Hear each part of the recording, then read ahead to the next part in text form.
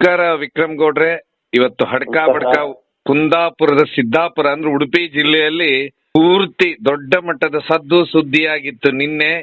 ಇವತ್ತಾಗ್ಲೇನೆ ಆ ಆನೆಯನ್ನ ಹಿಡಿದ್ರು ಅಂತ ಹೇಳಿ ಸುದ್ದಿ ಬಂತು. ನೀವು ಬೆಳಗ್ಗೆನೆ ಸಕಲೇಶ್ಪುರದಿಂದ ಹೋಗಿದ್ರಲ್ಲ ಸರ್, ಏನ್ ಸರ್, ಎಲ್ಲಿಂದ ಹೊರಟ್ರ, ಹೇಗಾಯ್ತು ಬೆಳಗ್ಗೆಯಿಂದ ನಿಮ್ ಜರ್ನಿ, ಕತೆ ಏನಾಯ್ತು ಸರ್? ನಾನು ಬೆಳಿಗ್ಗೆ 7:30 ಹೊರಟೆ. BC ರೋಡಿಗೆ ಹೋಗೋದು ಅಂತ ನಾವು ಹೊರಟು ಅಷ್ಟೊತ್ತಿಗೆ ನಾನು ನಮ್ಮ ರಂಜನ್ ಇವರಿಗೆ, ಆಮೇಲೆ ನಮ್ಮ ಆನೆ ಗುಂಡಣ್ಣಗೆ ಎಲ್ಲ ಫೋನ್ ಮಾಡಿದೆ, ಭೀಮನ ಮಾವತ್ಗೆ. ಅವ್ರು ಹೇಳಿದ್ರು ಅಷ್ಟೊತ್ತಿಗೆ ನಮಗೊಂದು ಸುದ್ದಿ ಬಂತು, ನಾಗರಹೊಳೆ ಆನೆ ಆಕಸ್ಮಿಕ ಸತ್ತಿದೆ, ಹಂಗಾಗಿ ಡಾಕ್ಟ್ರು ಮತ್ತೆ ರಂಜನ್ ಎಲ್ಲ ಬರೋದು ಲೇಟು ಅಂತ ಗೊತ್ತಾಯ್ತು.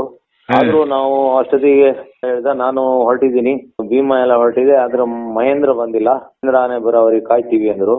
ನಾನು ಸುಮಾರು 11:30 12 ಗಂಟೆವರೆಗೂ BC ರೋಡಲ್ಲಿ ಕಾದು, ಆಮೇಲೆ ಅಲ್ಲಿಂದ 130 ಕಿಲೋಮೀಟರ್ ದೂರ ಸಿದ್ದಾಪುರ ಅಂದ್ರೆ ಆ ಸಿದ್ದಾಪುರ ಅಲ್ಲ, ಶಿರ್ಸಿ ಸಿದ್ದಾಪುರ ಅಲ್ಲ, ಕುಂದಾಪುರ ಸಿದ್ದಾಪುರ, ಹುಲಿಕಲ್ ಘಾಟ್ ಹತ್ರ ಅಲ್ಲಿಗೆ ಹೊರಟು ಸುಮಾರು 130 ಕಿಲೋಮೀಟರ್ನ ಬಂದು ಸಿದ್ದಾಪುರಕ್ಕೆ ಬಂದು, ಸಿದ್ದಾಪುರದ ಆ ಕಾಡು ಏನು ಆನೆ ಇದೆ ಅಲ್ಲಿಗೆ ನಮ್ ಗಾಡಿ ತಗೊಂಡೋಗಿ ನಿಲ್ಸ್ಕೊಂಡು, ನಮ್ಮಿಂದ 200 ಮೀಟರ್ ದೂರದಲ್ಲಿ ಆನೆ ಇತ್ತು. ಅದಕ್ಕಿಂತ ಮೊದಲು ನಾವು ದುಬಾರೆ ನಮ್ಮ ಇವರಿಗೆಲ್ಲ ಫೋನ್ ಮಾಡಿದಾಗ, ಇಲ್ಲ ಇದು ಏಕಲವ್ಯ ಮುಂದೆ ಬರ್ತಾ ಇದೆ, ನಾವು ಮತ್ತೆ ಬರ್ತೀವಿ ಅನ್ನೋತ್ತಿಗೆ ನಾವು ಮತ್ತೊಂದ್ಸತಿ ಫೋನ್ ಮಾಡಿದ್ವು, ಬರ್ತಾ ಇದೀವಿ ಅಂತ. ಆಮೇಲೆ ಅಷ್ಟೊತ್ತಿಗೆ ಯಾರೋ ಒಬ್ಬ ಲೋಕಲ್ ಡಾಕ್ಟರ್ ಒಬ್ರು ಇಲ್ಲಿಗೆ ಬಂದ್ರು.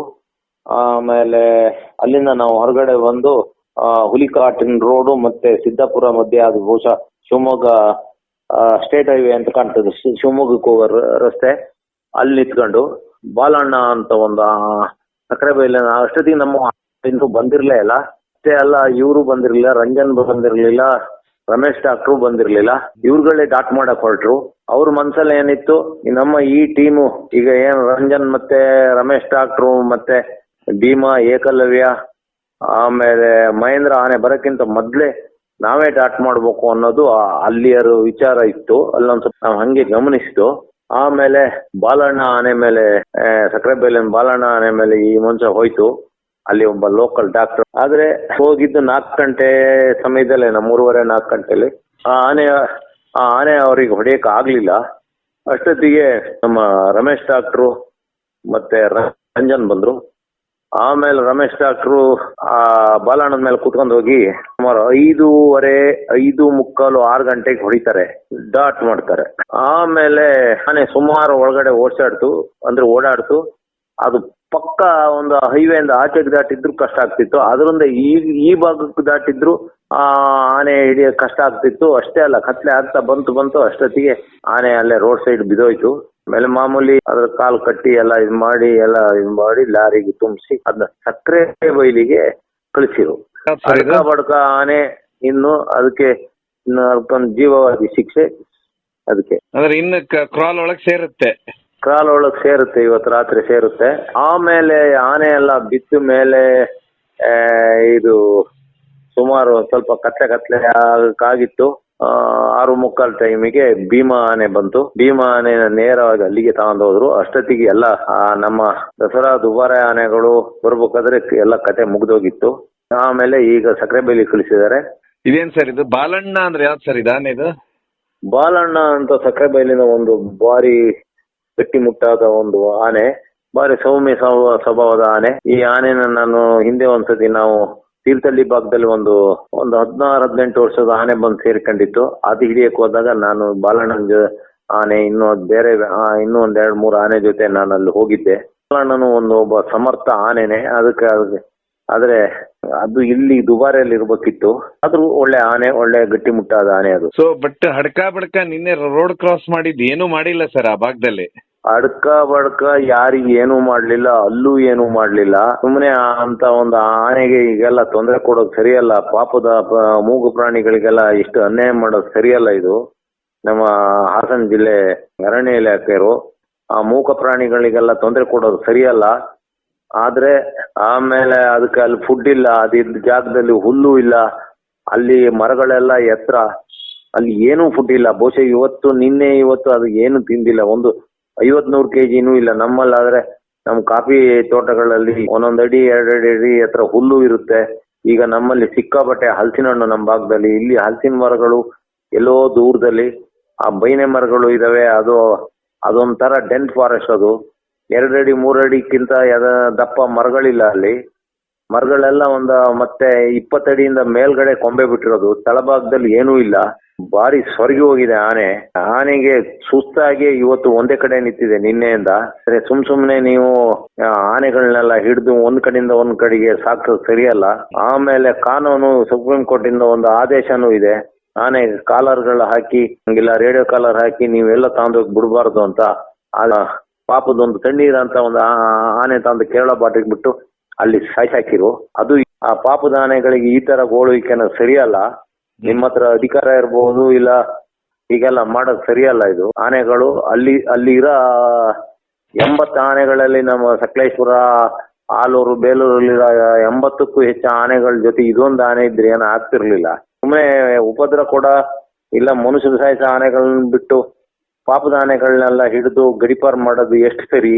ಇದೆಲ್ಲ ಮಾಡಬಾರದು ಮುಂದೆ.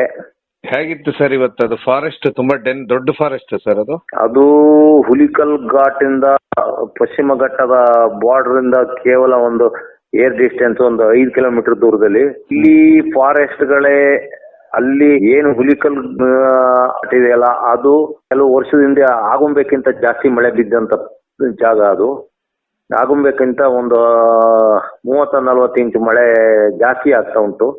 ಅವು ಮೋಡಗಳು ಒಂದೊಂದ್ಸರಿ ಒಂದೊಂದ್ ಕಡೆ ಒಂದ್ ಸ್ವಲ್ಪ ದಿಕ್ಕು ಬದಲಾಗ್ತಾ ಇರ್ತವೆ. ಆಗುಂಬೆಗೆ ಬರೋ ಮಳೆ ಕಳೆದೊಂದ್ 2-3 ವರ್ಷದ ಹಿಂದೆ ಎಲ್ಲ ಹುಲಿಕಲ್ ಘಾಟಿಗೆ ಜಾಸ್ತಿ ಮಳೆ ಬಂತು. ಪಶ್ಚಿಮ ಘಟ್ಟದ ಅದೇ ಹುಲಿಕಲ್ ಘಾಟ್ ಇದೆಯಲ್ಲ, ಅಲ್ಲಿ ತುಂಬಾ ದಪ್ಪ ಮರಗಳು, ಎತ್ತರ ಮರಗಳಿದಾವೆ. ಆದ್ರೆ ಈ ಭಾಗದಲ್ಲಿ ಇದೊಂಥರ ಡೆನ್ ಫಾರೆಸ್ಟ್. ಇದು ಇಲ್ಲಿ ಇತಿಹಾಸದಲ್ಲಿ ಈ ಭಾಗಕ್ಕೆ ಆನೆನೇ ಬಂದಿಲ್ಲ ಅಂತೆ. ಇವ್ರನ್ನೆಲ್ಲ ಕೇಳಿದೆ, ನಮ್ಮ ಅಪ್ಪ ಅಜ್ಜ ಕಾಲದಲ್ಲೂ ಇಲ್ಲಿ ಆನೆ ಬರ್ಲಿಲ್ಲ. ಇದು ಕಾಟಿ, ಕಡವೆ, ಕಾಡಂದಿ, ಜಿಂಕೆಗಳು ಇದಾವೆ ಅಷ್ಟೇ, ಮುಳ್ಳಂದಿಗಳು, ಇನ್ನು ಬೇರೆ ಬೇರೆ ಪ್ರಾಣಿಗಳಿದಾವೆ. ಇದು ಫಸ್ಟ್ ಬಂದಿರೋದು ಅಂತ ಕೆಲವರಿಗೆ ಒಂಥರ ಖುಷಿ, ಕೆಲವರಿಗೆ ಹೆದರಿಕೆ. ಈ ಭಾಗದಲ್ಲಿ ಸ್ಕೂಲ್ಗಳಿಗೆಲ್ಲ ನಿನ್ನೆ ಇವತ್ತು ಎಲ್ಲ ರಜಾ ಕೊಟ್ಟಿದ್ದಾರೆ. ಈ ಭಾಗದಲ್ಲೆಲ್ಲ ರಜಾ ಕೊಟ್ಟಿದ್ದಾರೆ. ಈಗ ಸಾರ್ವಜನಿಕರೆಲ್ಲ ಭಾರಿ ಖುಷಿಯಲ್ಲಿದ್ದಾರೆ. ನಾವು ಇಲ್ಲೆಲ್ಲ ನಡ್ಕೊ ಬರ್ತಾ ಇದ್ವಲ್ಲ, ಇಲ್ಲೆಲ್ಲ ಬಂದಿದ್ದು ಲಾಡ್ಜ್ ಹತ್ರ ಬಂದಿದ್ದು, ಅಲ್ಲಿ ಸುಮಾರು ಜನ ಬಂದು ಅಯ್ಯೋ ಆಗಿತ್ತು, ಈ ಆನೆ ಹಿಡ್ದಿದ್ದು ಭಾರಿ ಒಳ್ಳೇದಾಯ್ತು ಅಂತ ಎಲ್ಲ ಮಾತಾಡ್ಸಿರು ನಮ್ಮನ್ನ. ಹೀಗೆಲ್ಲ ಆಯ್ತು.